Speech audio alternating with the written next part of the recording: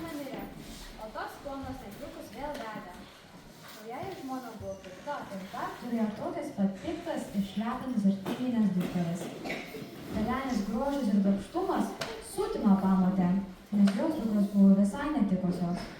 Pamotė atėmė iš jos gražius drabužius ir liepė daryti visus sunkius juodus darbus. Pelenė pasidarė dar nelaimingesnė, kai mirė jos tėtis. Ji tapo našlaitė. Aš esu Pelenė. Gyvenu pas taip pamotę ir jos dukras. Aš nereikia krosnės. Aš esu našlaitė. Pamotė mane praminė. Kad jau tokia bus diena, tai nuo šiol būsi tik Pelenė. Bet aš nesu viena. Aš turiu rinkiukę gyvenantį žmonę. Mes dainuojam. Seliukė, Marceliukė.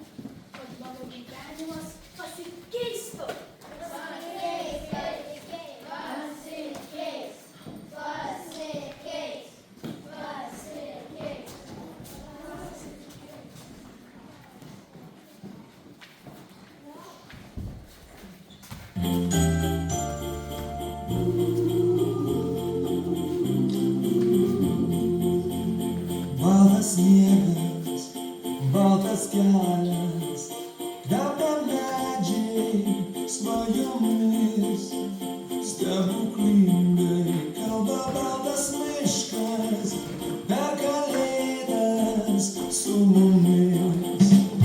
Krenta sniegas, mano pėdos, skęsta sniego glėbyje.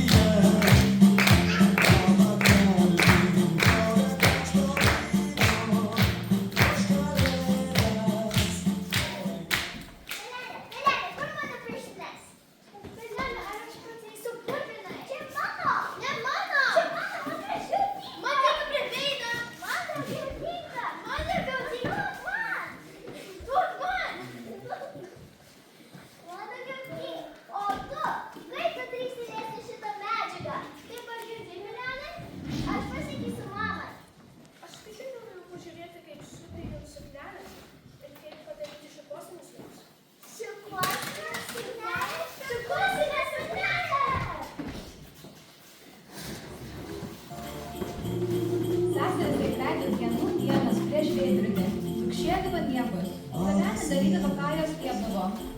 Tūdama ponė, įstoja Pelenės pamotė, vaikšdavo po rūmus pasipūtusi, suvedavo ir tik klausdavo paplėkti Pelenę. Ir kartu su dukrom pasijuokė iš Pelenės.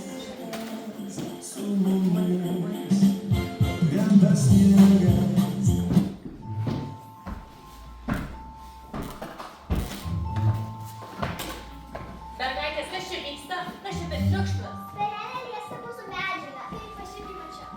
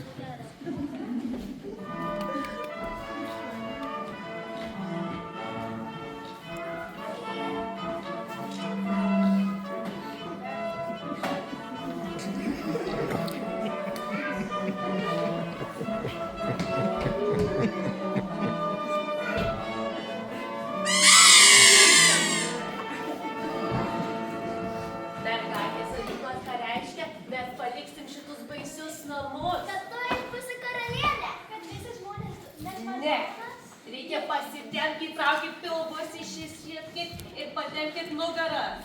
Juk reikia sužavėti jo didenybę. Taip, mamytė.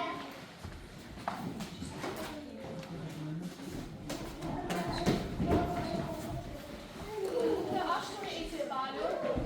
Aš tau, mamutė, aš šitų namų ponia. Pelenė, tau lik namie, šveis grindis, plauti indus, tu niekur neisi. Selena labai nuliūsta ir nieko nebenori sakyti pamatai. Vienintelė jos paguoda - pelytės.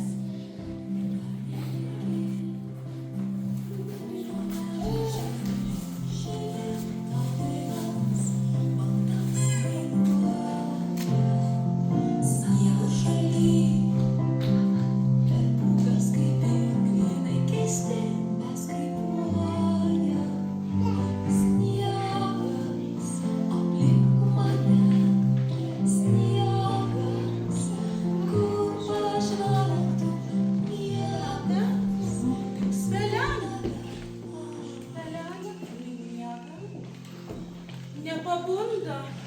Aš nežinau, jinai tokia pervargus, vargšelė dirba, aria, valo viską. Kai pasakysiu 3-4, visi kartu garsiai rėkim, Pelenė, gal jinai prabus gerai? 3-4. Mažutė. Kas buvo? Kas buvo? Jinai manęs nepažįsta.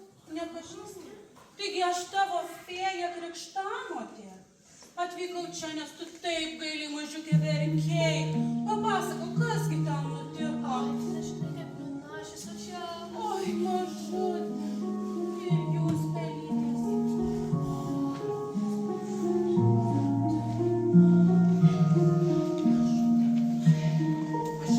Aš žinau, aš tikrai žinau. Aš pasuksiu laikrodį truputį į priekį, taip, tada truputį atgal. Ir padarysiu, kad šiandien būtų pasakuota. Gerai? Abrakadabra, pokylis prasideda! Tas lietuvis suknelis? Suknelė? Nu tikrai šitą tokia nudriskus. Palauk, mažutė. Abrakadabra, tebūnie suknelė. Pažiūrėk. Kaip tau tinka, mažutė, labai gražiai. O bateliai? Bateliai, oi, tikrai. Abrakadabra, bateliai! Taip, tikrai gražu. Moliūgo, man reikia moliūgo. Reikia moliūgo. Žiema nebėra moliūgų. Kaip tai nėra moliūgų? Prisnigo? Tikrai, tikrai.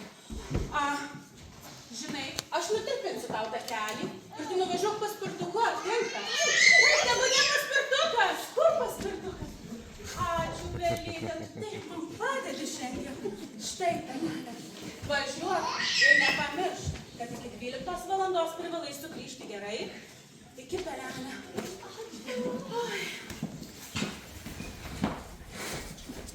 O mes dabar visi pažiūrėkime, kaip seksis Pelenei ir ar jinai spės nuvykti pas princą ir jį sužavėti.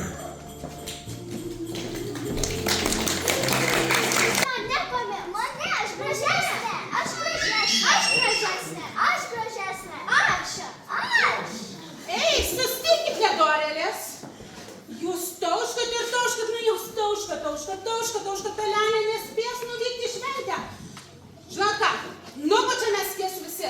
Pučiam 3, 2, 1.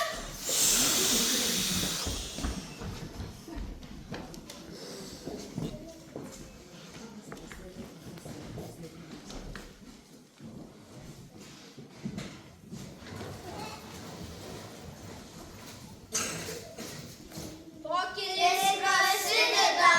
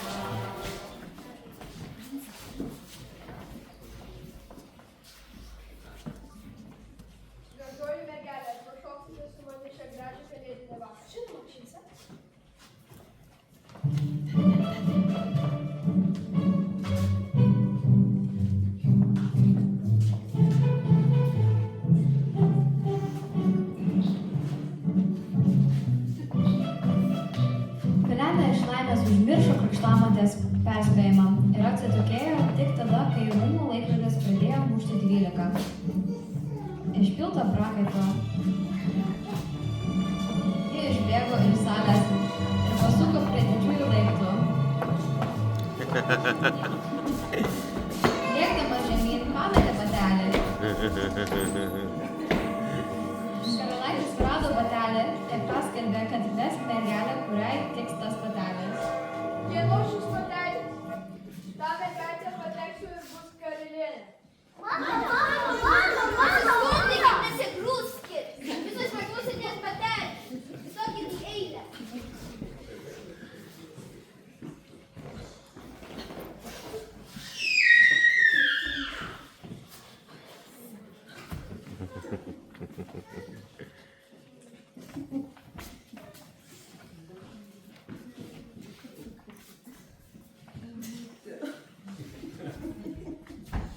Mergaitės, čia tavo batas, sės, čia tau tikrai kils sniegą, ne tau. Gal tau. Ai, ne, man, gal.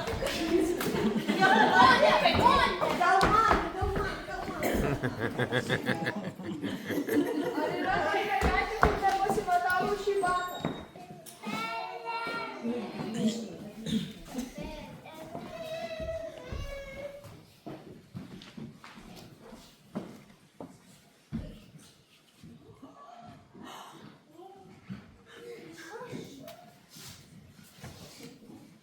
Karalaitis pažino, kad čia ta pati mergaitė, kurią buvo įsimylėjęs ir pasipiršo.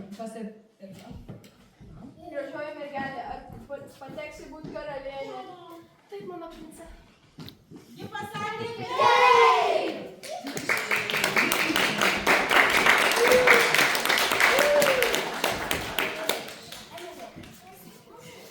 Princas ir pelenė atšoko vestuvės, sulaukė daug vaikučių, kurie lankė lietuvišką mokyklą ir ilgai laimingai gyveno.